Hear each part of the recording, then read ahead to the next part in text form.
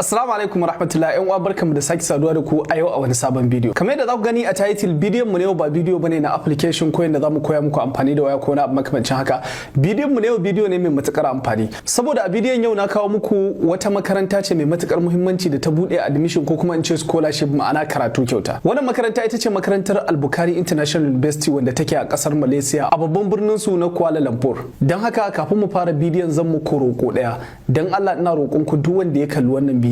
ya taimaka ya shiya ko da ya burge ka kana so ka cike kafin ka danna cikewa ka je ka dan yi shiya saboda yan uwanka su amfana. Idan kuma kai ka gama digiri ma ko kana masters ko ka gama doctora ko kuma ma dai baka buƙatar ka ci gaba da karatu to dan Allah ka yi shiya watakila wasu su amfana su su yi a ta dalilin ka mutum ɗaya idan ya samu admission ya tafi karatu kyauta watakila Allah ya baka ladan da ba za ka taɓa mantawa da shi ba duniya da lahira. Jami'ar Al-Bukhari wasu da yawa daga cikin ba san su ba watakila kuma wasu a cikin ku sun santa. Wannan jami'a ɗaya ne daga cikin manyan masu kuɗin ƙasar Malaysia ya bude ta misali kamar a Najeriya mu ce Dangote ko na makamancin haka. Burinsa na bude wannan jami'a shine ya bude ta ne kawai kamar sadaqatul jariya ga mahaifiyarsa. Ma'ana duk wanda suka yi karatu kyauta a ciki kawai ladan akai wa mahaifiyarsa. Duk abin da dan adam yake bukata ko kuma duk abin da dalibi yake bukata wannan makaranta suna kokarin su ga sun mallaka mar. Misali abu na farko idan Allah ya ce muke ka samu admission wannan makarantar su za su turo ma visa kawai dai zaka je embassy din su na kasar ka karba a matsayin kyauta. Abu na biyu abin da ya shafi kuɗin jirgi wannan makarantar su ne za su turo ma kuɗin jirgi ko kuma mu ce ticket kawai kai cire shi zaka yi sannan ka je airport ka hau jirgi ka tafi. Abu na uku abin da ya shafi gun kwana wannan makarantar idan ka je za su baka apartment kamar gida guda naka ne na kanka da gado da kitchen da komai duk abin da kake so akwai. Abu na hudu wannan makaranta su ne za su na baka kuɗi duk wata misali kamar a matsayin albashi kuɗin da zaka na dan siyan sabulu ba ma dai sabulu bane ba abin da zaka rasa kawai dai ana so kana dan morewa da shi ko siyan kati ko na abu irin dai bukatun da dan adam ba zai rasa ba. Abu na biyar wannan makaranta su ne za su na dafa muku abinci kuma ba abinci wai na wasa ko na irin makarantun bodin da muka saba a abinci mai kyau wanda zaka iya zuwa cafeteria ko kuma irin supermarket ka je ka zauna ka ci. Abu na shida wannan makarantar duk shekara suna ba wa ɗalibi ticket ya zo gida hutu sannan ya koma saboda kada ya sha wahala ko na abu makamancin haka. Sannan abu na gaba ga ɗaliban da basu iya turanci ba ko kuma musamman ɗaliban da suke irin ƙasashen faransanci ko kuma basu iya turanci ba suna so su koya ko kuma waɗanda suke irin Najeriya ma amma basu iya turanci ba wannan makarantar ba ta da matsala kai tsaye idan ka je in baka iya turanci ba za su baka shekara ɗaya kai karatun turanci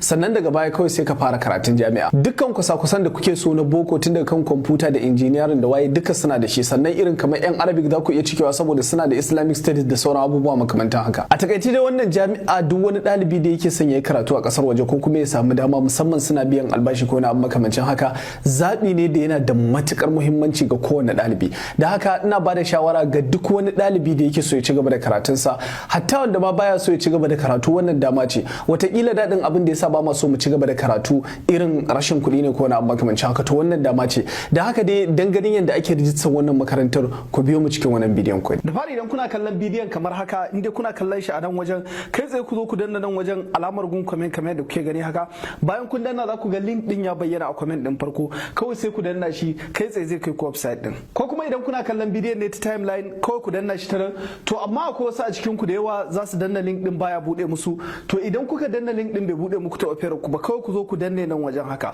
bayan kun danne kamar yadda kuke gani Facebook zai ce muku copy text kawai sai ku kwafe shi haka in kun kwafe shi sai ku zo WhatsApp din abokin ku ko ma dai waye ne kawai sai ku danna shi haka bayan kun danna kawai sai ku zo ku paste haka sai ku danna kamar kun tura masa sako in ka tura masa sako za ku ga link din ya bayyana haka to kawai sai ku danna shi zai bude muku ta wayar ku cikin sauki ba tare da shan wahala ba. Okay kamar yadda kuke gani bayan mun danna ya bude mana wannan ita ce fuskar da zai kawo mana bayan ya kawo mana kamar yadda kuke gani idan mutum yayi kasa ya zo nan zai ga farkon bayani tun daga kan bayanin farko anan in kuka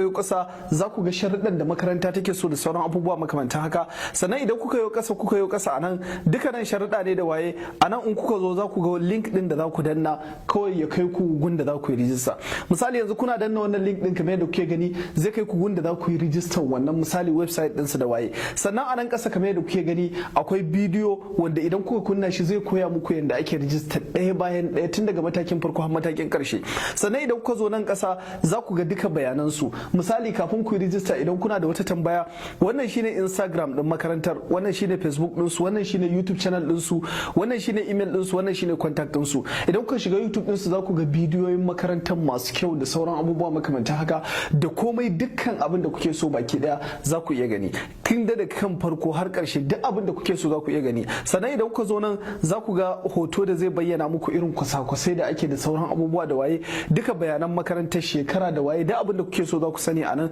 da karshe anan sai yar karamar shawara. Da haka ina shawartar mutane da su yi kokari su kalli bidiyon nan, ko kuma idan suka je rijista suka samu wata matsala su zo su tuntuɓi makarantar ta wannan ɗaya daga cikin nan, ko ta Instagram ɗinsu, ko ta Facebook ɗinsu, ko ta YouTube ɗinsu, ko ta email ɗinsu, ko ta contact ɗinsu. Sannan kamar daga nan idan mutum ya fahimci komai sai zo ya danna link ɗin nan ya rijista. Sannan ni abin da nake ƙara bada shawara wayanda suke amfani da irin ƙananun wayoyi ba dole musu rijista ba, amma abin da nake so shine ku ɗauki link ɗin ku je ku kai wa masu kafe ku ce su muku rijista, saboda wajen scanning ɗin takardu da sauran abubuwa makamanta haka su masu kafe ɗin za su fi ku iyawa sama da waya. To don haka dai a takaice wannan shine komai da ya shafi wannan makarantar da kuma dukkan bayanai da ya kamata ku sani. Sannan idan ma bangaren Malaysian bai muku ba, to ko idan ku ga makarantawa ku yo kasa anan za ku ga wasu scholarship din da ke muna dorawa ba dole kun sani ba, kamar nan da kuka gani ta Malaysia, in ku zo nan za ku ga sunan su Turkiya, kamar da kuka gani wannan ta Turkiya ce, ga ta nan wannan ta Saudiya ce ga wanda suke son karatun Larabci da sauran abubuwa. Sannan wannan ma duka scholarship ne na kasashen waje,